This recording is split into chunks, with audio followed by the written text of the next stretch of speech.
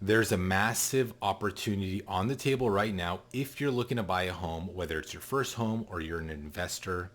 We're going to break it all down based on the facts on what's going to happen to the housing market, the mortgage rates, and it's all going to be based on facts. We're going to take into account the Fed, we're going to take into account inflation, and we're going to look at raw numbers that are going to show us what's going to happen in the next year to the housing market and why right now is the best opportunity to buy a home. And again, this is not a sales pitch. We're just going to look at facts.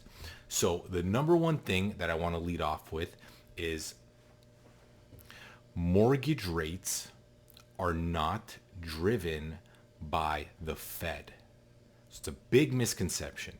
Everyone thinks that the Fed raises rates and mortgage rates will go up. In fact, in the last few months, the Fed has raised rates 1.5%. Mortgage rates have dropped by 1%. So this is not the best indicator of mortgage rates. Actually, the biggest indicator of mortgage rates is inflation. If inflation goes up, mortgage rates go up. If inflation comes down, mortgage rates come down. And we're going to look at a chart right now that's going to prove that. Before we do, if you find any value in this video, please consider liking and subscribing. Thank you very much. And one quick fact before we dive into the charts.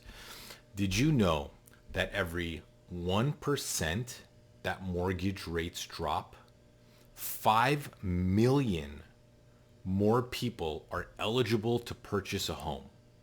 Just let that sink in for a second.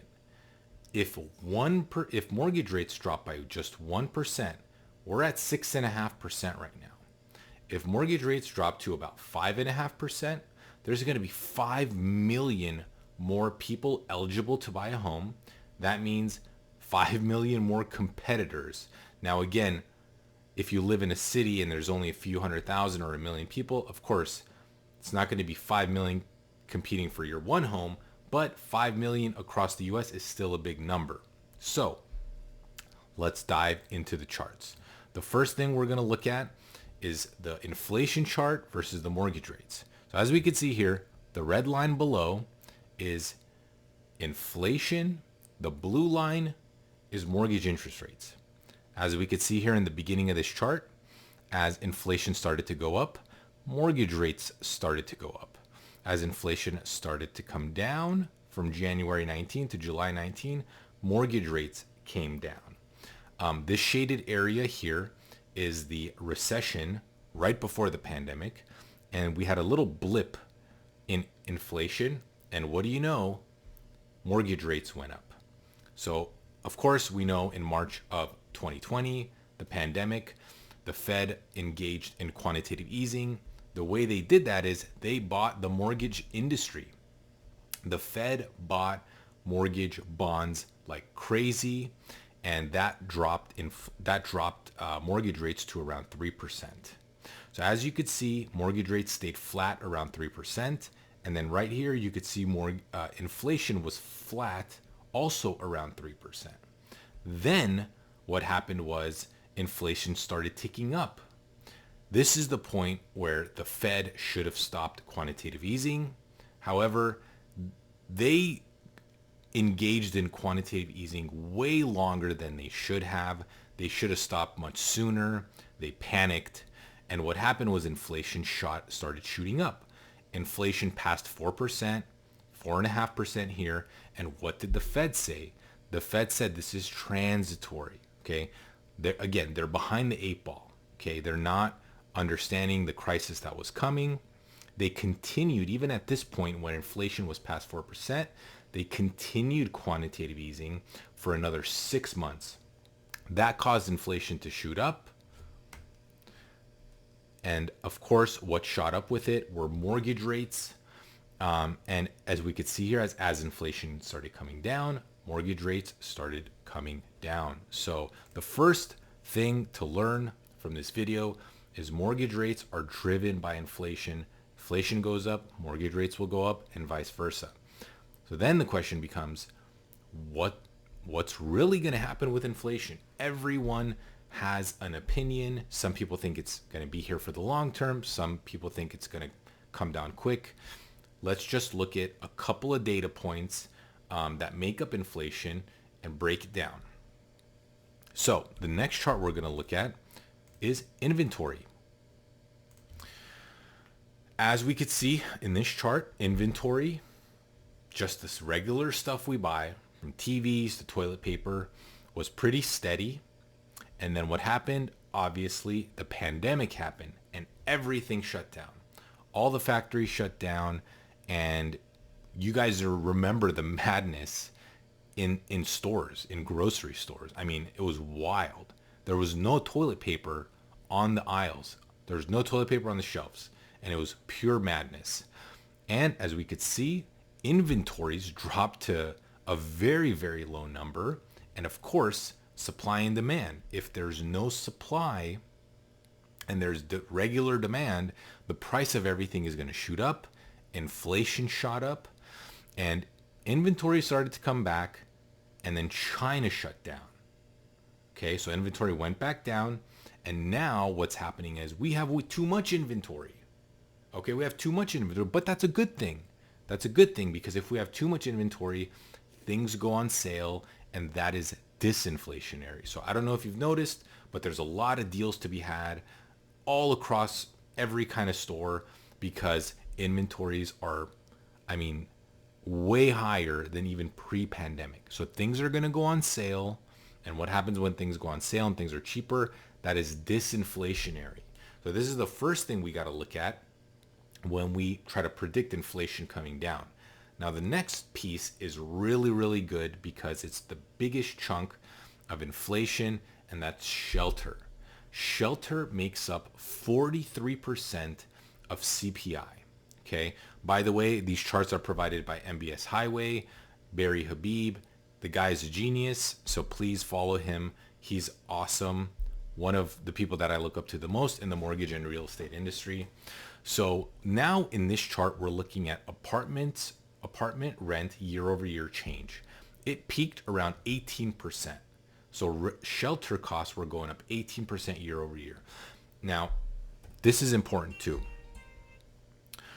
This is important because the Fed and the government look at shelter costs a little bit different than you and I might look at it. So when we think about shelter, we think about, well, what's our mortgage payment? You know, if you own a house, what's the mortgage? The Fed doesn't look at that, because when it comes to people who own homes, you could have a different down payment, a different credit score, a different mortgage rate, you know, everything could be, or you don't have a mortgage, you know, your house is paid off. What's your shelter cost if your house is paid off? It's going to be very low, but that's going to be artificial.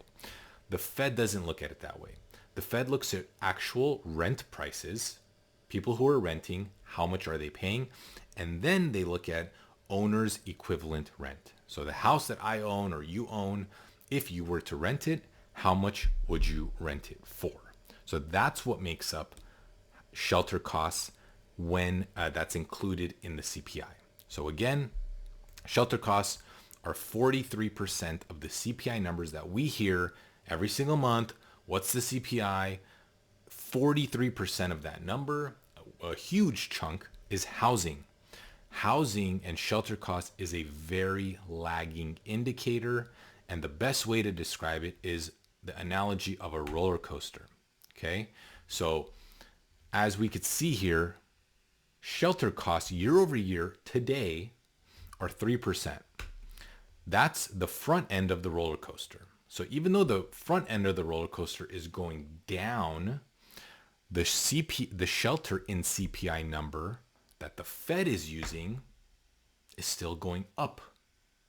Okay, so they're not using today's real-time shelter costs year over year change.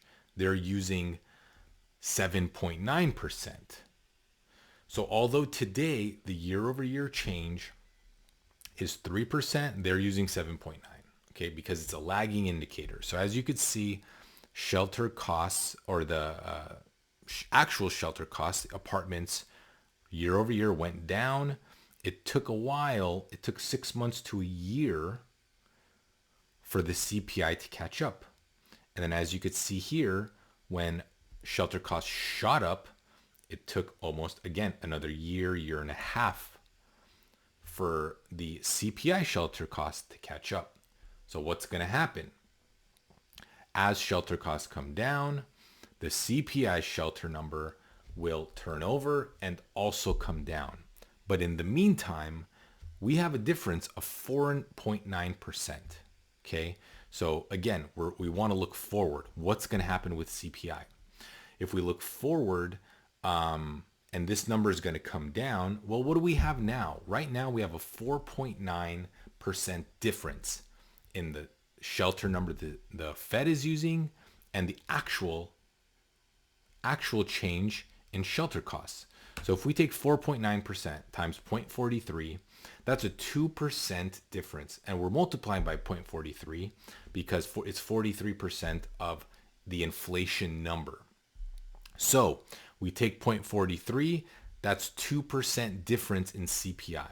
So if the shelter number were caught up, core CPI today would be 3.5%, not 5.5%. So to wrap this up and put everything together, if we were to look forward, we're predicting mortgage rates will drop because inflation will drop based on the inventory we're seeing, based on shelter costs being a lagging indicator, and that's going to come down. Once that comes down, we should see, if we see a 2% drop in the CPI from 5.5 to 3.5, we're predicting by summertime of 2023, we should have rates in the 5.5 to 5% range. Now again, if we go back to the beginning of this video, we talked about if we have a 1% drop in rates, we're going to have 5 million more eligible home buyers. So if we have 5 million more eligible home buyers in the next 6 months and rates are lower, guess what's going to happen? We're going to start seeing multiple offers on properties again. As you know, you've experienced during the pandemic when rates were low, and even till today, housing inventory is very low. Now you add on 5 million more home buyers and you add on higher interest rates, that's going to drive the price of homes up.